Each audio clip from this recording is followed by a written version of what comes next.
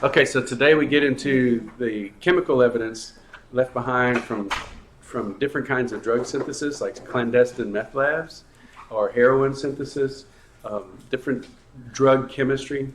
And so this is a pretty exciting part of the course. This is, again, probably the largest series of evidences related to drugs, drug seizures, and drug paraphernalia. And so right away we'll talk about something that Ruby pointed out last time about trying to get around the law by having a specific compound versus a class of compounds. And so here's an example with reviewing isomers. And so there's all different kinds of isomers. And there might be one particular isomer that's a stronger drug, and early on they tried to play science against the legal system and say, well, it wasn't the right isomer. It wasn't the controlled substance. It was the different enantiomer or something of that sort. And so you can think about here as methamphetamine, you have all of these chiral centers. So there's 2 chiral centers, so there's 4 possibilities in this molecule. And yeah, one may be the original one that they said, all right, this is the controlled substance. And then early on, legally, they tried to get around that by saying, well, this was a different isomer. This wasn't the one that is illegal. And so Texas got smart with that and said, this is all a class of compounds, regardless of the chirality, pieces of this molecule. This is still methamphetamine. And so it's still regulated as a controlled substance. So I put this chirality stuff in here just as a review for you, just to kind of give you some more background on that and to show how it is relevant. All of these drugs have lots of chiral centers in them. And so you can have a lot of different isomers and yet they're still the same class of compounds. Let's talk about the plant extracts, the alkaloids. This is an example or a picture of a poppy seed pod. So all of the opiates come from the poppy. And it's grown in mass quantities. And, a lot of times in India or the Middle East or Afghanistan, this was sort of the cash crop for Afghanistan. It may still be. After the Afghan war and the new provisional government was put into place, they were trying to diversify the economy of Afghanistan, get it away from poppy growth and the selling and production of morphine and the derivatives of that. But what other kinds of things does that culture know about that they can sell and participate in? They found enormous reserves of lithium salts in Afghanistan. So I read this in Popular Science. They were saying this would be something that Afghanistan could turn into a cash production enterprise, and that is to sell lithium for all of the lithium-ion batteries that we have. But none of the people are familiar with that. There may be some operations that they're trying to do that, but it's not as familiar as something like growing poppies. So it's really hard to shift an economy away from one area to another area, especially if people are unfamiliar with that type of production. So all you have to do is to score this seed pod with a knife. You just cut the skin, and this milky substance comes out, and that is called the latex. So when you hear about latex paint, early on, latex paint was just sap. It was the sap that came out of these rubber trees, and that plant extract is called latex in general. So this is latex as well. It's not for latex paint. It's just the fluid that comes out of a plant would be latex. So lithium, didn't it used to be like historically like another medicine or drug that people used to take? It still is to some degree. It's it has some psychological effect, but I don't know what it does. It's sometimes used for bipolar medication. Still, yeah. Yeah, and it was once a main pharmaceutical ingredient in 7-Up. Really? I didn't know that. Yeah. And so, I don't know exactly what it does in the body, but that would be something interesting to look at. Yeah. And so what's interesting is this latex, just taken right out of the poppy seed plant, can be as high as 10% morphine. So you really don't have to do anything to this latex for it to have an analgesic effect and an addictive effect. And so this poppy trade in poppy latex was, from the 1800s to the present, has always been a problem. You had opium dens and so on where people would smoke this and breathe in the morphine. And it also has 1.5% codeine and all of these other kinds of opiates, piperidine and thebane and noscapine. So all of these, you can see they would maybe extract the codeine and use that in cough syrups, take the morphine, use it in morphine formulations for pain relief. We still use morphine. It's a fantastic painkiller. We try to use it in situations where that person is not going to be susceptible to addiction. One of the, like in severe cases in the hospital, like emergency room and so on, to kill the pain, they give them morphine. Also in hospice. So it can not only stop the pain, but the part of the problem with morphine and these other opiates is it also hits the pleasure center of the brain, so it makes you feel good.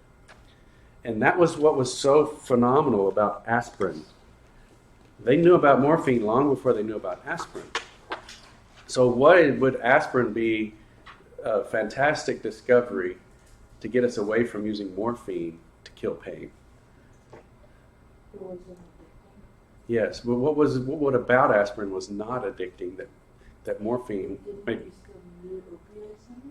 It doesn't make you happy. Yeah, it doesn't hit that euphoric center of the brain. It just stops the pain. So this was a miracle drug. It's not as potent as morphine, and that's also very good too, because you can, if it's not as potent, then you're not going to overdose, and you know you can overdose on aspirin. Obviously, you can overdose on water. The toxin is the dose. But the point is, you can take a little bit of aspirin, kill the pain. If you need a little bit more, you can take a little bit more. But you're not going to have this really steep curve where you find yourself in trouble right away. And so then aspirin can kill the pain, but it doesn't hit that euphoric center in the brain.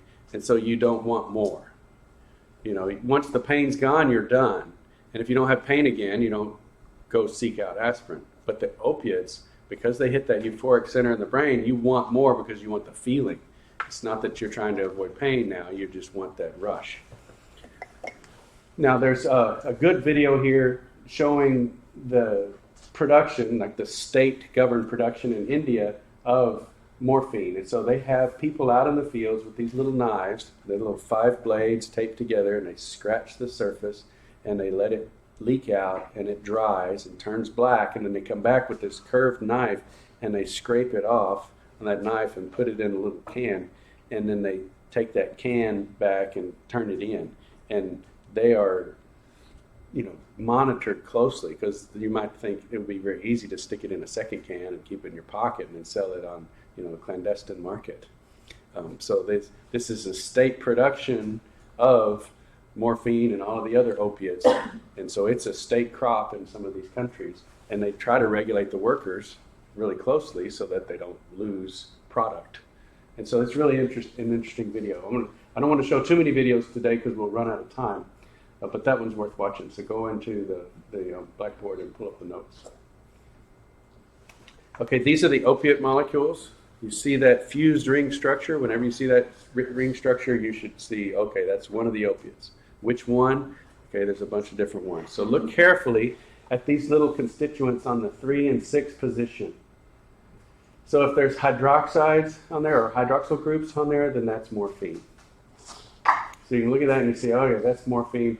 And then if you react this with acetic anhydride, so take acetic acid, 2 acetic acid molecules, bring them together and take away water. So take away one of the oxygens and 2 of the hydrogens and join them together. Then there's an oxygen between 2 carbonyls.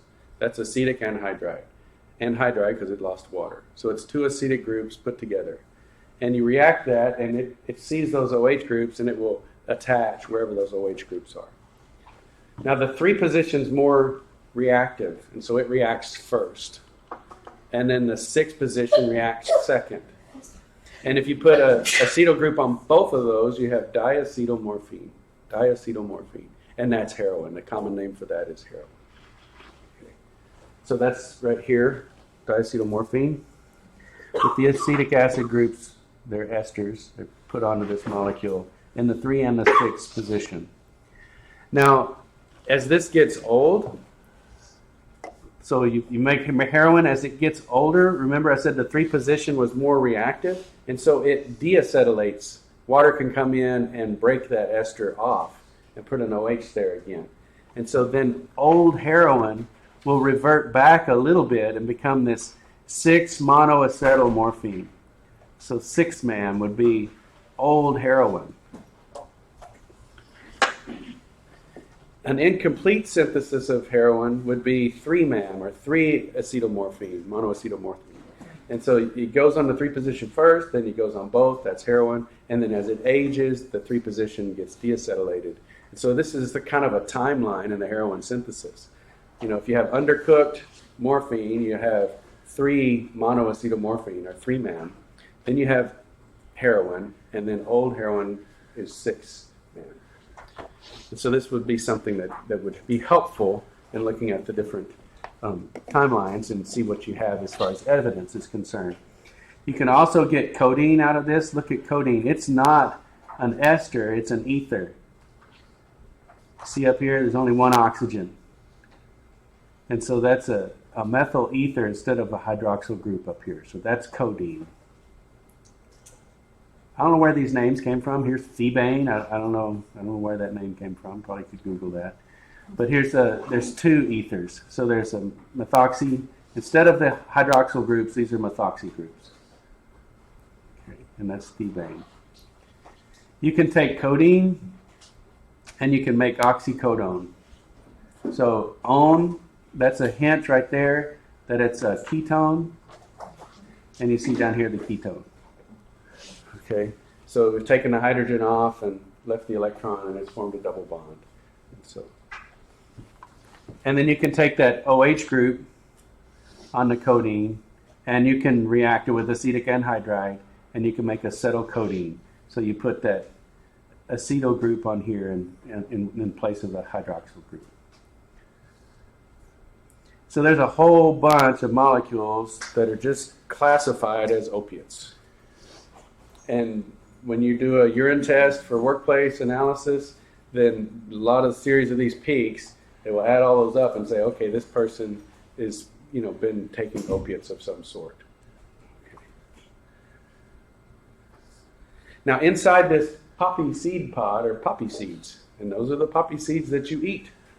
Poppy seed muffins, okay? The little black bits in there. I don't know why they really don't have a taste, but yeah. I mean, they do have a taste though if you get like a poppy seed kolache. Has anybody ever had one of those? Anytime you're going through LaGrange in Fayette County, okay, stop off at Weichels. And this is a commercial here for the YouTube. Weichels Bakery is my favorite bakery on earth, and it's fantastic. They have the fruit kolache. So it's bread. It looks like a little cup of bread, and there's jelly in the middle, like fruit, like a peach or cherry or whatever. They make a poppy seed one. It's just like a glob of black poppy seeds and icing on top. Oh, it's so good. But if you eat 3 or 4 of those, you got a lot of poppy seeds, and you might get pinged on a drug test. So probably not a good idea. This happened to a friend of the family. He was in ophthalmology school in Dallas, and they had a big reception, and he ate a bunch of these poppy seed things, and then they did drug tests the next day. And of course, a week or 2 later, the results come in, and he gets pulled into the administrator's office. And everybody's real serious. And he's, what's going on? It's not like I fail a drug test or something. He was just joking. And this is not a joking matter. And he got pinged for opiates. They thought he was just like taking oxycodone tabs, but it was the poppy seed thing. So it was crazy. I mean, he had to prove his innocence. He was about to get kicked out of medical school.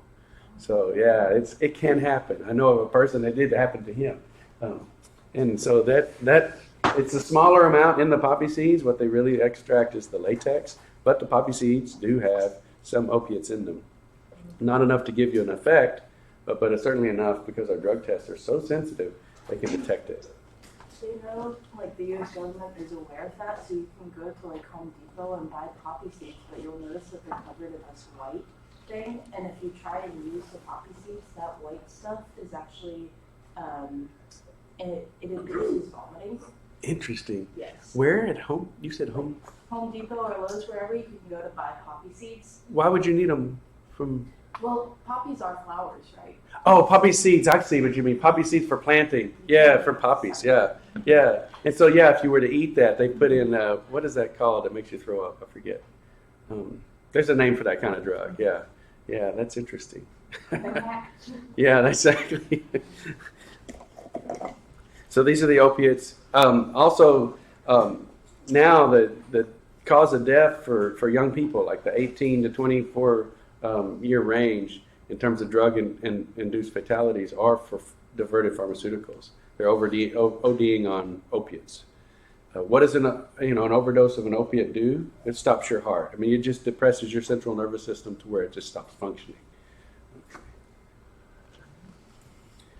Then with that heroin, so here's again showing you the synthesis reflux with acetic anhydride to make the heroin, and then it can deacetylate to make the six man. But I wanted to show this, how heroin typically gets into this country in large quantities. And here's an X-ray of a mule. So people that are coming into the country have eaten these like balloons filled with the drug, and it's down in their intestines. So this is a capsule. Here's a vertebra, and it's about as big as the intervertebral distance. So I can feel my backbone. I have two vertebrae, So it's about a capsule about that big. They swallow it. I don't know how, and that's so much heroin that would kill you if that plastic busted. So they've got multiple lethal doses of heroin in their intestine, and then they go, when they get to the wherever they're going, they take a laxative and poop it all out, and then they take that and purify it and send it off to be used as drugs. So that's just crazy. You think about that. You're injecting something into your veins that was pooped out of somebody. I'm not cool with that. I mean, even if drugs weren't bad enough, I think that's enough to call me off of it. It's like they sneak, in the prison they had a while. A problem was sneaking phones in people's bums, and I'm like, I'm not talking on a phone. It's been in somebody's backside. Anyway, that's off the topic. Let's talk now about the different kinds of separations. So this is not to teach you how to manufacture drugs. We're not doing a Breaking Bad class here, but it is to show you all of the glassware and the kinds of techniques that would be used. We talked about liquid extraction. There's a lot of that goes on in these kinds of operations, and you can then realize you're going to have this equipment in the clandestine lab. So there's going to be physical evidence, the glassware, the tubing, and everything like that. And then the chemical evidence is inside all of that. So you would sample these things for the chemical evidence of drug manufacture. It's pretty simple for these separations. You take the plant residue, you can dissolve it in an organic solvent or aqueous solvent, and you do these different kinds of washes. This video here is, if it's still active, I haven't checked this one this morning, but this is just taking cold water separation. So just basing the different solubility between codeine and acetaminophen. So Tylenol 3, this kid in his kitchen grinds up a bunch of Tylenol 3 tablets that have codeine in them, and he sticks it in the fridge, and the acetaminophen, the Tylenol, will precipitate out because it's cold and the codeine's more soluble, so it stays in the liquid. And then he filters it through 2 or 3 coffee filters, and then mixes that bitter codeine in with orange juice or whatever, and he gets high. And so this is something, and it's a kid doing the YouTube video showing, I don't know, he says, no, this is just for scientific reasons. Don't do this at home. Like that's going to exonerate him, right? That's so stupid. And I'm thinking, parents, where are you? Kids uploading videos on how to get codeine out of Tylenol 3. But so temperature, filtering at cold temperatures, that's enough to separate the opiate out of a over-the-counter formulation. Here's different cocaine derivatives. So whenever you see this tropane ring, this really strange structure, this is indicating the cocoa plant or cocaine derivatives. All right, so you see that it's got a basic nitrogen on there. And so when it's deprotonated, it's neutral. It'll go into the organic phase. When it's protonated, it's positive, it's charged, and so it'll go into the aqueous phase. And so you can swing this molecule back and forth between the aqueous and organic layers as well. And so then you have different forms, L-cocaine, D-cocaine. You have pseudo-cocaine, and these are just different constituents over here, allococaine, and then the combination of pseudo-allococaine. So just looking at these different constituents, you can see the differences between these molecules.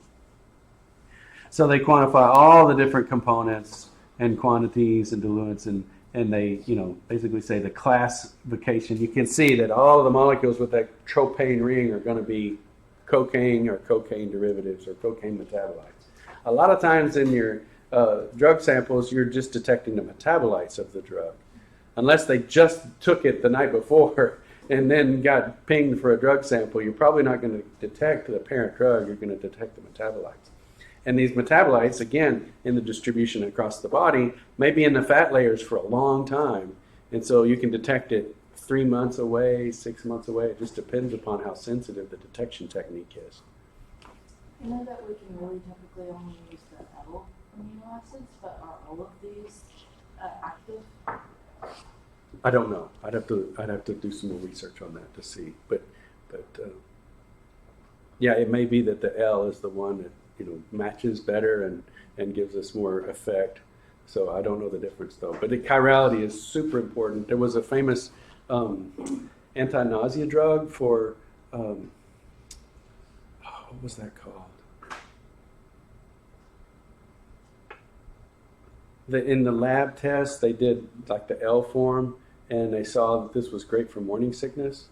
And then, when does morning sickness kick in? When you're very first pregnant, you get this surge of hormones, and it makes you nauseous, and you get sick. This was a great drug at preventing that. And then, when they went to bulk manufacture, they had a racemic mixture. Well, the other chiral form caused massive birth defects. I mean, really strange body forms, like missing arms and legs and things like that. So there was an example where chirality was super important. And the lab produced was an enantiomer purity was high, and then the bulk produced was a racemic mixture, and it was a disaster. So forgive me for forgetting the name of that compound. So let's look at cocaine extraction. There's two routes. You can go aqueous first or organic first. So here you just take the chopped and dried leaves. So you got the cocoa plant, pull those leaves off. Chop them up to give more surface area, dry them, get rid of excess water, concentrate the substances also, and then you can dissolve them in aqueous acid. Let's go this route first. Aqueous acid. And so what does that do? That protonates the cocaine molecules. And so now they're protonated, so they're water soluble. And it produces some sulfate salts in the water, but then you can extract all the other junk with the organic solvent, because you don't just have cocaine. It's not just extracting pure cocaine from the leaves. It's extracting all of those other organic molecules that you don't necessarily want with your product. And so the junk, a lot of the junk you don't want goes into the organic layer. So then you throw that organic layer out, and your cocaine is in the aqueous layer, and then you put it in a solution with a high pH and deprotonate the cocaine. And so it's not really happy in the aqueous layer anymore because it's neutral. It's got these long organic groups on it. And so then you put it in contact with an organic solvent, and it goes out of the aqueous layer into the organic solvent and leaves any kind of aqueous junk behind in the aqueous layer. So then you discard the aqueous layer, and you have cocaine base in the organic layer. Now, how do you get it out of the organic layer? This looks like a fire extinguisher, but in a clandestine lab, they've taken that can and they filled it with salt, sodium chloride, and they put a little bit of acid in there. And using Le Chatelier's principle, it can generate a few psi of hydrochloric acid. And so hydrochloric acid gas comes out of this tank, and you bubble it in that organic solution, and you protonate the cocaine molecules in the organic solution. Now you have a salt in an organic solvent. What's it going to do?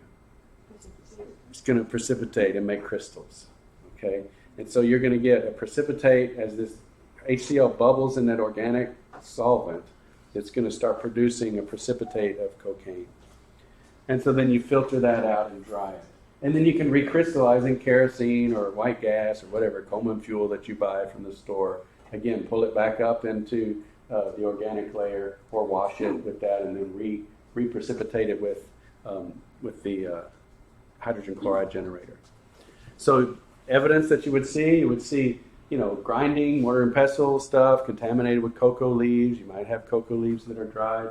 You have sulfuric acid. You have something that's basic, sodium hydroxide maybe, and organic solvents, which again, you're probably not going to find a Fisher Scientific bottle of toluene.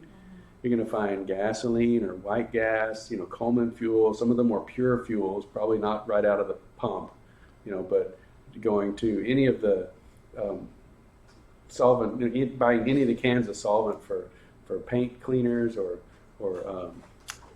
Coleman white gas, this fuel, Coleman fuel, it's a pretty clean burning stuff. And because it's clean burning, that means it's not got a lot of impurities in it.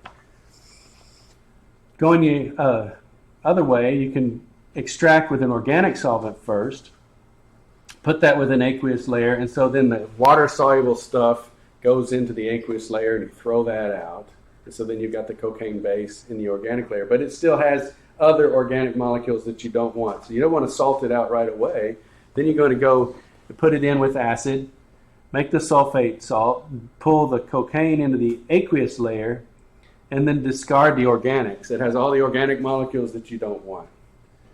And then you put it back in contact with an organic solvent, change the pH so it goes back into the organic layer, and then you can salt it out with hydrochloric acid. And so you'll see these terms, even on your own pharmaceuticals, you'll see dextromethorphan hydrochloride. That's the hydrochloric salt of a base. So you would have cocaine hydrochloride. Or you might have free base. You might have heard of free basing or free base cocaine. That would be just organic precipitation from an aqueous solution, where it's not the salt, it's just the cocaine with the free base, the non-protonated neutral structure. Any questions about this? Focusing on the evidence, focusing on what kind of things you would come across. These hydrogen chloride generators are a telltale sign because there's really no use for this kind of stuff. You see propane tanks that have been strangely modified.